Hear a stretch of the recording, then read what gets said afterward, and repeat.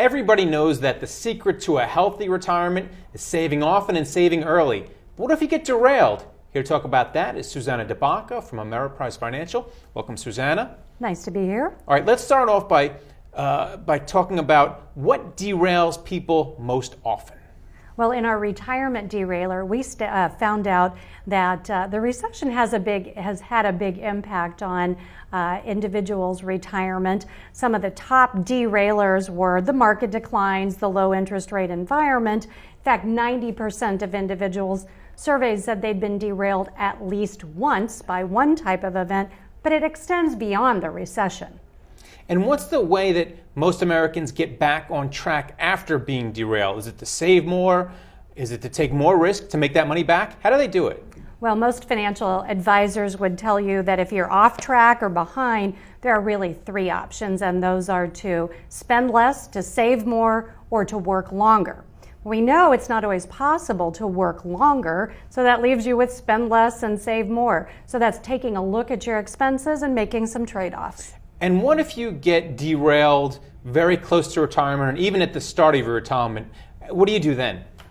I think it's a Is question it too late?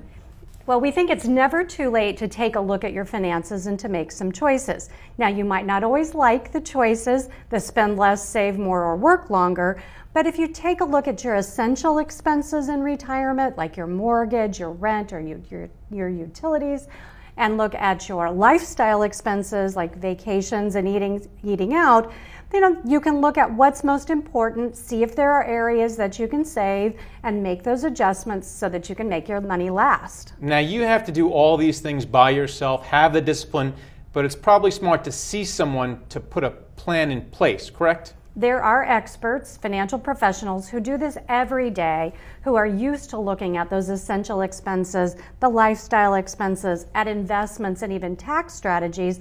So it makes sense to create a written financial plan with the help of an advisor so that you can get back on track.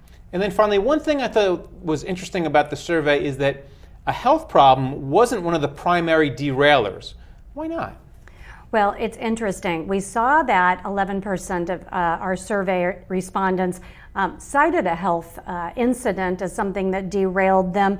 They were between 50 and 70. Perhaps there were other things that took precedence, but we know with the uncertainty of healthcare costs, it's definitely something you should be saving and planning for. All right, thanks a lot, Suzanna. Thank you. And thank you for watching The Street.